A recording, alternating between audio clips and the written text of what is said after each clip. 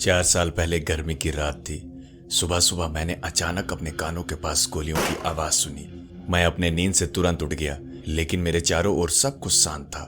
कुछ पल के लिए मैंने सोचा कि क्या ये आवाज मैंने सपने में सुना था, लेकिन फिर भी ये आवाज इतनी सच्ची लगी थी कि सपना नहीं हो सकता था, ये हकीकत में था। तभी मैंने देखा कि खिड़की के बाहर एक आदमी चुपचाप मेरे ऊपर बंदूक ताने हुए खड़ा था। मैं जोर जोर से चिल्लाते हुए तुरंत अपने बेड से गिर गया। मुझे ऐसा लगा कि चिल्लाने से मेरा गला फट जाएगा और मैं डर से नीचे गिर गया।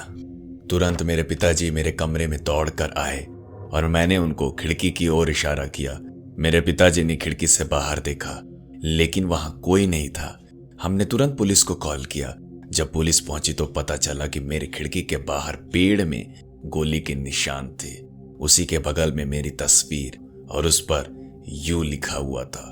पुलिस अपराधी की तलाश करने में जुट गई और छानबीन करना शुरू कर दिया। एक दिन फिर से जब मैं सो रहा था, कुछ दिनों बाद मैंने सुबह सुबह फिर से गोली चलने की आवाज सुनी। मैं बिस्तर से गिर गया और फिर से चीखने लगा। मेरी खिड़की टूट गई थी और हवा एक खौफनाक आवाज के साथ अंदर आ रही थी। मेरे पिताजी एक बार फिर कमरे में पहुंचे और हमने पुलिस को कॉल किया, लेकिन अपराधी पहले ही वहां से भाग चुका था। पुलिस के आने के बाद हमने देखा कि एक गोली मेरे कमरे के दीवार में लगी हुई मिली। टूटी हुई खिड़की के पास एक और नोट था जिस पर लिखा था विल, और मेरे बगल में खड़े हुए एक आदमी की तस्वीर थी। अगले दिन मैंने अपने कमरे में सोना छोड़ दिया और दूसरे कमरे में सोना शुरू कर दिया। फिर भी कुछ दिनों बाद मैंने खिड़की के टूटने की आवाज सुनी, इसलिए मैंने फिर से पुलिस को कॉल किया। हालांकि वहां गोली चलने का कोई सबूत नहीं था। खिड़की के पास एक नोट था जिस पर बी लिखा हुआ था, जिसमें एक आदमी की तस्वीर थी जो मुझ पर बंदूक ताने खड़ा हुआ था। पुलिस हर सबूत को खंगालने की कोशिश कर रही थी। हालांकि पुलिस के अकॉर्डिंग अपराधी एक्चुअली में मुझे नुकसान नहीं बल्कि मेरे साथ सिर्फ एक प्रैंक कर रहा था। पुलिस वाले ने मुझसे पूछा कि क्या मैं ऐसे इंसान को जानता हूं जो इस तरह का मेरे साथ घिनौना मजाक कर सकता है। मैंने कहा, हम ऐसे इंसान को नहीं जानते क्योंकि मैंने जीवन भर लोगों के साथ अच्छा व्यवहार किया है। मैंने कभी किसी के साथ गलत नहीं किया है। पुलिस ने कहा कि अगर वो लोग मिले हुए नोट्स एक साथ जोड़ देते हैं तो यू विल बी लिख जाता है और उसमें लास्ट वर्ड अभी भी मिसिंग है। उन्होंने मुझे वार्निंग दी कि अपराधी फिर से आएगा जरूर, सावधान रहना। इस बात को सुनते ही मेरे शरीर के रोंगटे खड़े हो गए। पुलिस ने हमें बुलाया और सावधान होते हुए कहा।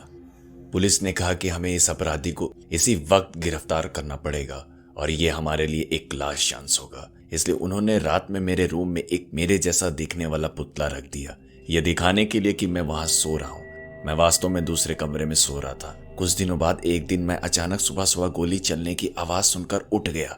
इस बार गोलियों की ढेरों आवाजें थीं और मैंने सुना कि कोई दर्द के मारे चीख रहा था। मैं तुरंत उठकर बैठ जाता हूँ और बुरी तरीके से मैं डर गया था। मैं अपने बेड पर डर से कांप रहा था। गोलियों की आवाज कुछ देर में शांत हो गई। इसी बीच पुलिस ने हमारे दरवाजे को खटखटाया। जैसे ही मैं बाहर निकला मैंने देखा कि बाहर पुलिस की कई गाड़ियां खड़ी हुई थी। मैंने एक अनजान व्यक्ति को भी देखा जो बिल्कुल क्रिमिनल लग रहा था। वो फर्श पर पड़ा हुआ था और उसका काफी खून बह रहा था। बाद में पता चला कि पुलिस ने उसे अरेस्ट करने की कोशिश की थी, लेकिन वो उल्टा पुलिस को ही शूट करने लगा और इसी मुठभेड़ में पुलिस वालों ने उसे मार दिया। मैंने अपराधी का चेहरा साफ साफ देखा, लेकिन मैंने उस आदमी को पहले कभी नहीं देखा था और ना ही मेरे परिवार वालों ने। उसके हाथ में एक नोट था और उस पर शूट लिखा हुआ था और साथ ही साथ एक आदमी की तस्वीर भी थी जो मुझ पर बंदूक ताने हुए था। जिस पुतले को मेरे कमरे में मेरी जगह पर लेटा दिया गया था उसके सीने में गोली आर पार हो गई थी। डर से मेरे दोनों पैर कांप रहे थे और मैं वहीं फर्श पर बैठ गया और काफी देर तक उस पुतले को देखता रहा जो बिल्कुल हूबहू मेरी तरह ही दिख रहा था। इन्वेस्टिगेशन में खुलासा हुआ है कि जो आदमी मुझे जान से मारना चाहता था उसका कोई क्रिमिनल बैकग्राउंड नहीं था और वो केवल एक साधारण व्यक्ति था। लेकिन क्यों आखिर वो मुझे जान से मारना चाहता था? वो कौन था और कहां से आया था? काफी समय बीत गया है लेकिन रहस्य अभी सुलझा नहीं है। शायद आगे भी ये रहस्य रह जाएगा।